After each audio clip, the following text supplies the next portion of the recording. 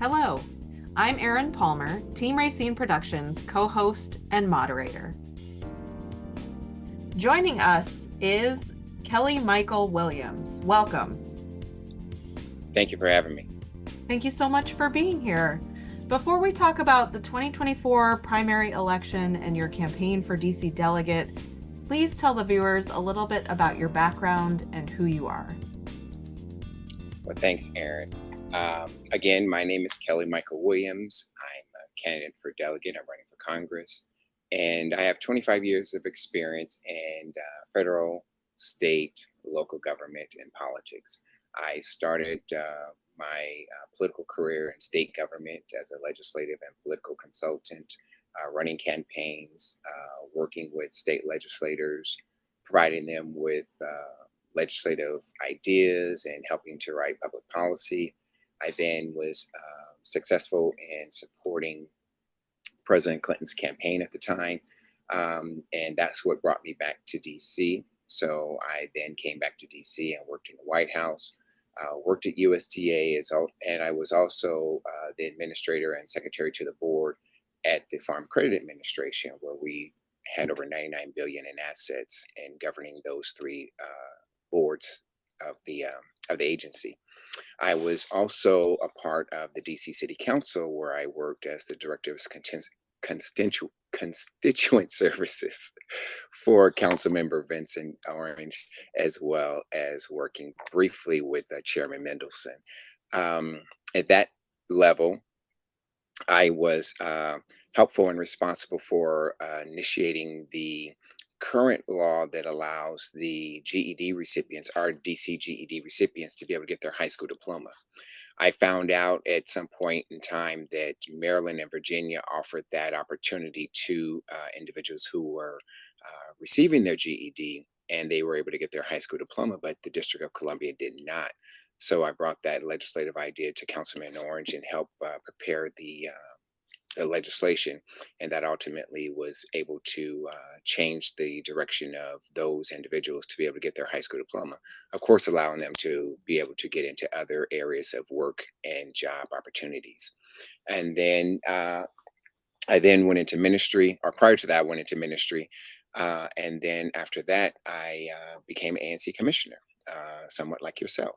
So in 2022, in the general election, I was elected to the ANC and ultimately chairperson of our commission, where I've been for the last 2 years, and been doing that very proudly and happily and stressfully sometimes, as you know, it can it can be. But been doing that for the last 2 years. I'm also a business owner, opening up a restaurant in Deanwood in end of May, most likely, prayerfully, if everything goes well and our permits are approved. We'll be opening up a restaurant in May in Deanwood. And next year, looking at supporting the opportunity for a new credit union to come to Ward 8. So those are some of the things that I've been doing. That's pretty much my background. For 13 years, I took care of my mother when I worked at the DC Council. And then the last 8 years, I took care of her up until her passing. Actually, just before the day before I started this campaign, she passed away on July 9th. We had to pick up petitions on July 12th. Excuse me, January 11th, and we had to pick up petitions on January 12th. You may recall, Erin, in 2022, she campaigned with me throughout the year. So it was one that I realized that we probably weren't going to be able to do this time around. So it was I was very hesitant to whether or not I was actually going to run this time or not because of her illness. But as God would have it, the day before things were to jump off, he called her home to glory. One thing that you may remember or recall is that I was also homeless in this city with my son when he was 3. And we discovered that there were no programs, shelters, or opportunities for single fathers in the district. So that initial run was something that prompted me because of that to deal with and to address homeless issues because there were so many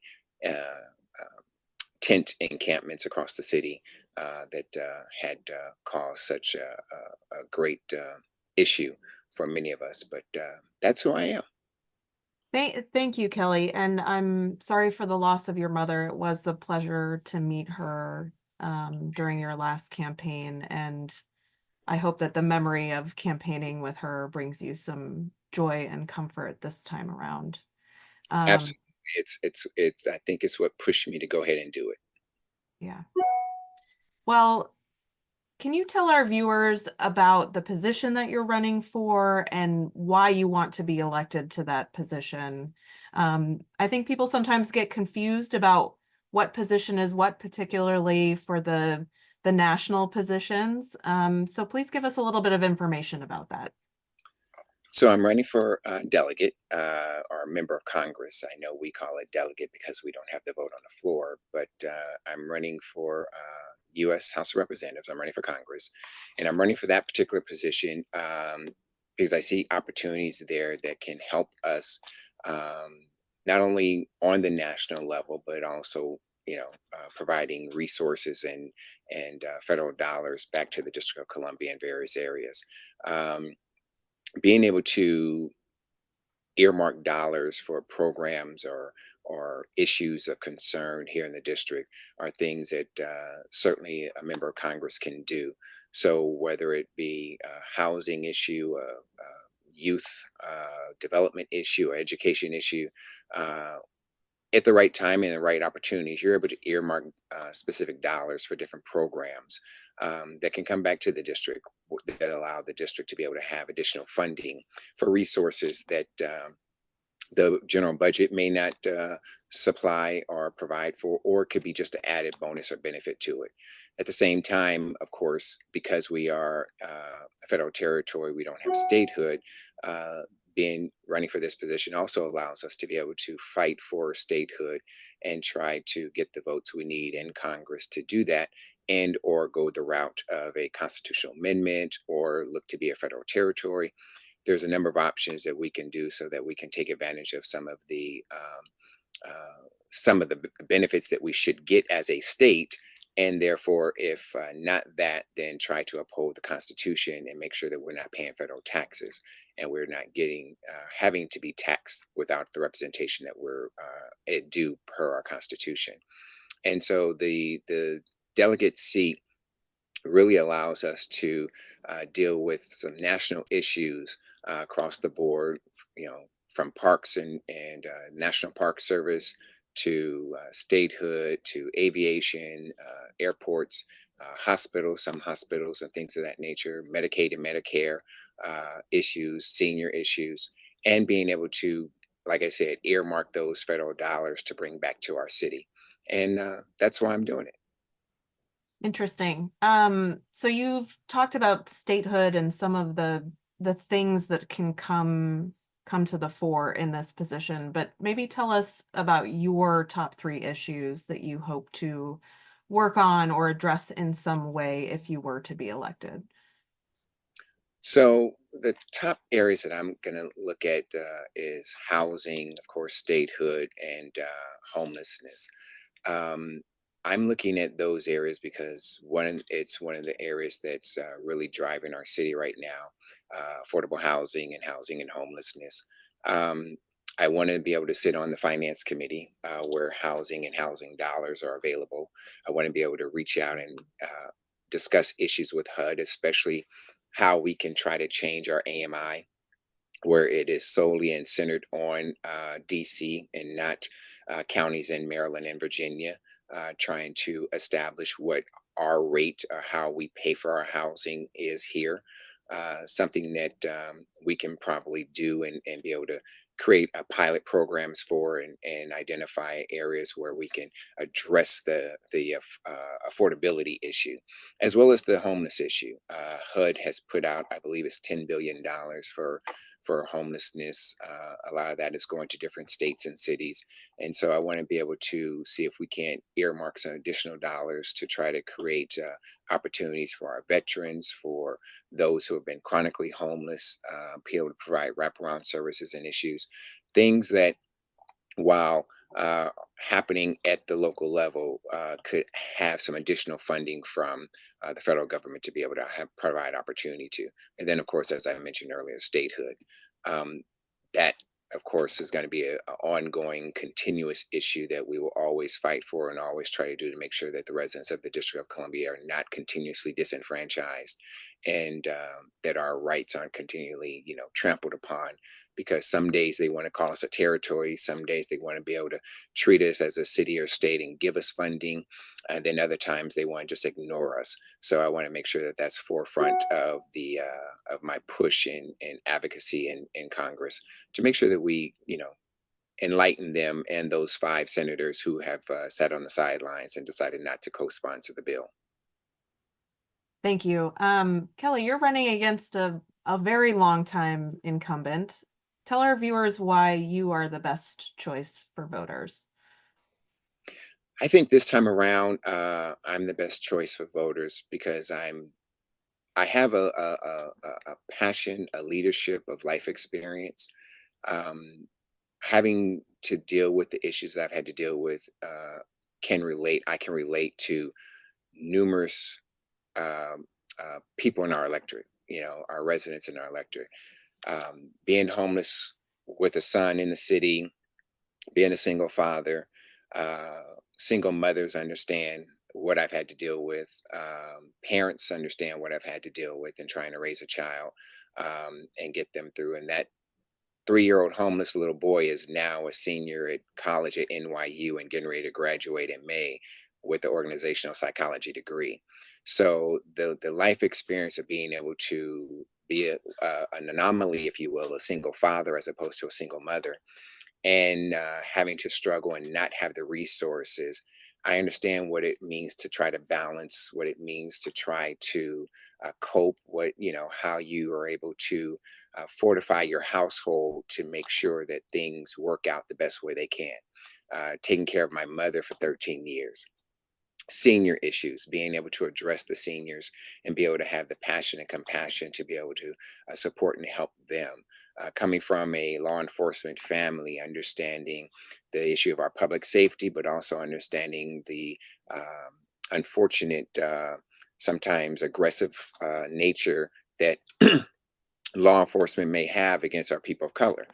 I bring a gamut of experience from all sorts of backgrounds, not just the 25 years of political and government experience, but the personal experiences of just living a life in the district or across the country, anywhere, and being able to succeed and elevate. We respect our long-term delegate who's been there since 1991 in the 34 years she's put in place. And now's the time for the electorate to really honor her by not continuing to put the burden on her to try to carry it on, at this point in time, especially given the concerns of her health going on.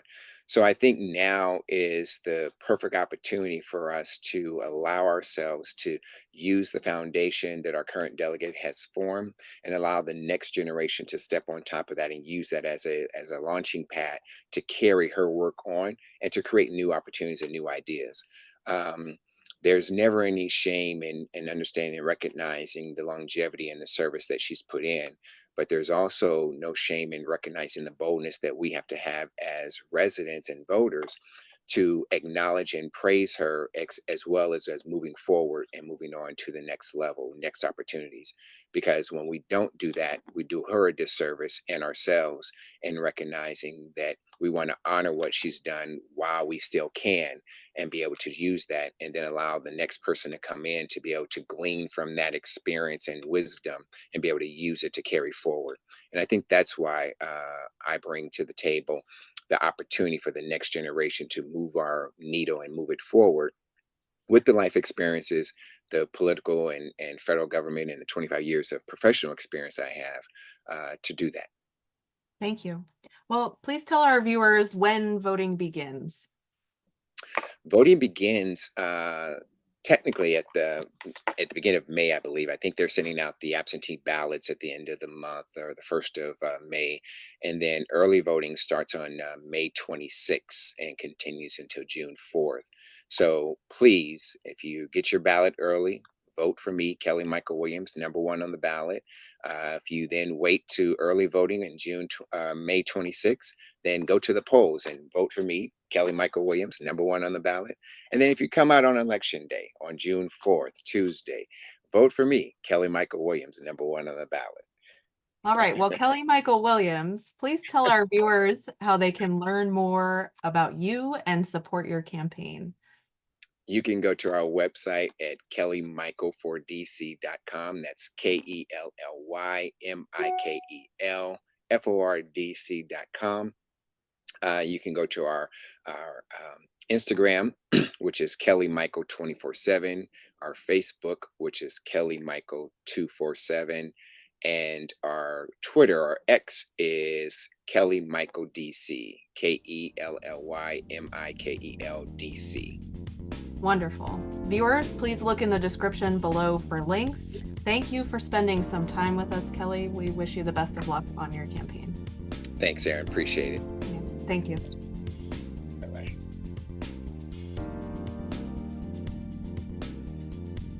To those watching, please follow Team Rayceen on social media and subscribe to the Team Rayceen YouTube channel. And viewers, thank you for watching.